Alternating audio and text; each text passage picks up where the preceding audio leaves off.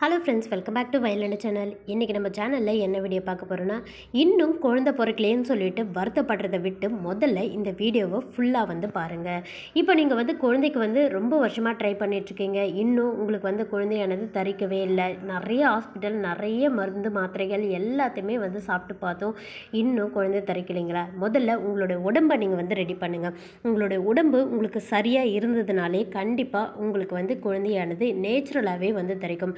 உங்களுடைய உடம்பு சரியாக இருக்கா இல்லையன்றதை நீங்கள் ஃபஸ்ட்டு எப்படி தெரிஞ்சுக்கணும்னு கேட்டிங்கன்னா, இப்போ பெண்களுக்கும் ஆண்களுக்கும் தனித்தனியாக சொல்லிடுறேன்.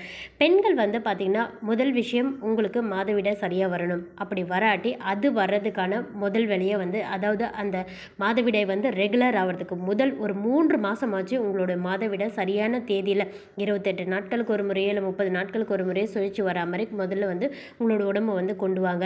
அந்த மாதிரி சுழற்சி முறையை சரியாக நீங்கள் மருந்து மாத்திரை இல்லாமல் நேச்சுரலாகவே கொண்டு வரணும்னா நீங்கள் கண்டிப்பாக வாக்கிங், அதுக்கப்புறம் உங்களுடைய உணவு முறையில் நிறைய மாற்றம் கொண்டு வரணும். இது 2 விஷயம் நீங்கள் செஞ்சாலே உங்களுடைய பீரியட் விஷயன்றது ஈஸியாக சரியாகும். இதுதான் உண்மையான விஷயமும் கூட. நீங்கள் எடுத்த உடனே நான் ஹாஸ்பிட்டல் போகிறேன், எனக்கு அவ்வளோ டைம் கிடையாது, என்னை எல்லாருமே மலடின்னு சொல்கிறாங்க, என்னால் இந்த ஸ்ட்ரெஸ்ஸையும் என்னுடைய கணவர்கிட்ட வரக்கூடிய பிரச்சனையும் தாங்க முடியலன்னா கண்டிப்பாக நீங்களே முயற்சி செஞ்சால் மட்டும்தான் உண்டு. பணம் இருக்கிறவங்க ட்ரீட்மெண்ட் பார்த்து அதுக்கப்புறம் பார்த்திங்கன்னா குழந்தை பெற்றுப்பாங்க. பணம் இல்லாதவங்க எவ்வளோ கடன் வாங்கியோ நீங்கள் ட்ரீட்மெண்ட் பார்த்தும் இன்னும் குழந்தை இல்லைன்னா நீங்கள் வைராகியத்தோடு ஒரு முடிவெடுங்க. இந்த மாதிரி உங்களோட உடம்பை முதல்ல தயார் பண்ணுங்கள். ஃபர்ஸ்ட் விஷயம் பார்த்திங்கன்னா பீரியட் விஷயம் சரி பண்ணிட்டீங்கன்னா, அடுத்தது பார்த்திங்கன்னா உங்களுடைய ஓவலேஷன் டே நீங்கள் சரியாக கால்குலேட் பண்ணி அந்த நாட்களில் நீங்கள் இன்டர்கோர்ஸில் கணவன் மனைவி சேர்ந்து இருக்கணும். அதுக்கப்புறம் சேர்ந்து இருந்ததுக்கப்புறம் என்னென்ன விஷயங்கள் ஃபாலோ பண்ணுன்னா, நீங்கள் முக்கியமானது எடுக்க வேண்டியது ரெஸ்ட்டு மட்டும்தாங்க. ரெஸ்ட் எடுத்துகிட்டு நல்ல சத்தான உணவுகளை மட்டும் நீங்கள் எடுத்துகிட்டு வாங்க. இதை நீங்கள் செஞ்சாலே உங்களோட உடம்பில் போதிய அளவு சத்துக்கள், அதாவது நோய் எதிர்ப்பு திறன் கொண்ட அந்த சத்துக்கள் இருந்தாலே போதும்.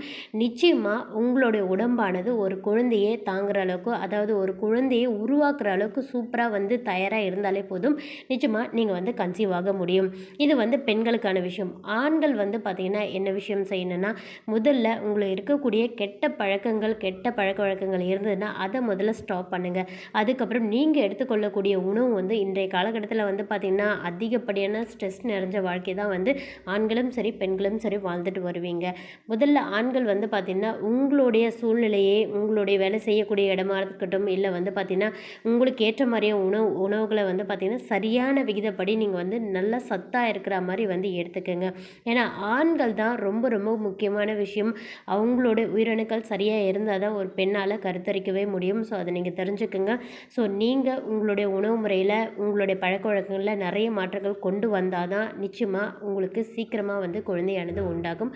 இதை தவிர்த்து ஆண் பெண் இருவரும் பார்த்திங்கன்னா தொடர்ந்து உங்களால் முடிஞ்ச அளவுக்கு சின்ன சின்ன உடற்பயிற்சிகள் செய்யுங்க. இது எல்லாமே நேச்சுரலாக நம்மளோட உடம்பை தயார் செஞ்சு நம்மளுடைய குழந்தை பேருன்றது பெறதுக்காக நீங்கள் செய்யக்கூடிய முதல் ஸ்டெப்பாக இருக்கும். அதெல்லாம் விட்டுட்டு நீங்கள் பார்த்திங்கன்னா குழந்தை இல்லையேன்னு சொல்லிட்டு பல வருஷங்கள் கஷ்டப்பட்டு பல ட்ரீட்மெண்ட் பார்த்து தேவையில்லாத மனசு உடம்பு எவ்வளோ வலிகள் நீங்கள் பார்த்துட்டு வந்திருப்பீங்க. அது எல்லாமே நீங்கள் சரியாகணும்னா முதல்ல உங்களோட உடம்பை நீங்கள் சரியாக வச்சுக்கோங்க. நிறைய உணவுகள், நிறைய இயற்கை உணவுகளை எடுத்துக்கோங்க. நான்வெஜ், அசைவ உணவுகள்லாம் பார்த்திங்கன்னா கூடிய மனக்கட்டு எது எது தவிர்க்கணுமோ அதெல்லாம் தவிருங்க. நிறைய காய்கறிகள், பழங்கள் அந்த மாதிரி எடுத்துக்கோங்க. இதை தவிர்த்து நீங்கள் அடிஷ்னலாக குழந்தை பேருக்காக நீங்கள் செய்யக்கூடிய, கணவன் மனைவி 2 பேரும் செய்யக்கூடியது என்னென்னா, மனசை ரொம்ப ரொம்ப ஹாப்பியாக வச்சுக்கிறதுக்காக நீங்கள் முயற்சி பண்ணுங்கள். நிறைய பேசுங்க. கணவன் மனைவி 2 பேரும் உட்கார்ந்து அமைதியாக நீங்கள் பேசுனீங்கனாலே இந்த பிரச்சனையிலேருந்து வெளியே வந்துடலாம். முழுக்க முழுக்க உங்கள் 2 பேருக்கான நேரங்களே அதிகமாக செலவிட்டு நிறைய விஷயங்கள் பாசிட்டிவாக பேசுங்க, பாசிட்டிவாக செய்யுங்க. அப்போ தான் பார்த்திங்கன்னா உங்களுடைய குழந்தையானது சீக்கிரமாக கிடைக்கும். இதை தவிர்த்து ஆன்மீகம் சைடு நீங்கள் பண்ணுறதா இருந்தால் உங்களுடைய கடவுள் எதுவாக வேணால் இருக்கட்டும்ங்க. நீங்கள் ஹிந்து, முஸ்லீம், கிறிஸ்டினா யாராக வேணால் இருங்க. உங்களுக்கு விருப்பமான தெய்வத்தை பார்த்திங்கன்னா மனசார வேண்டிக்குங்க. என்னுடைய குழந்தையானது கண்டிப்பாக எனக்கு கிடைக்கும்னு சொல்லிட்டு மனசில் எப்பொழுதுமே சொல்லிட்டுருங்க. நிச்சயமாக உங்களுடைய குழந்தை பேரை நீங்கள் பெற்றுடலாம். அதை விட்டுட்டு இன்னும் குழந்தை பிறக்கலையேன்னு சொல்லிட்டு வருத்தப்படுறத தயவு செஞ்சு தள்ளி வைங்க. நீங்கள் எவ்வளோக்கு எவ்வளோ வருத்தப்படுறீங்களோ அவ்வளோக்கு எவ்வளோ உங்களுடைய குழந்தையானது தள்ளி போயிட்டு தான் இருக்கும்.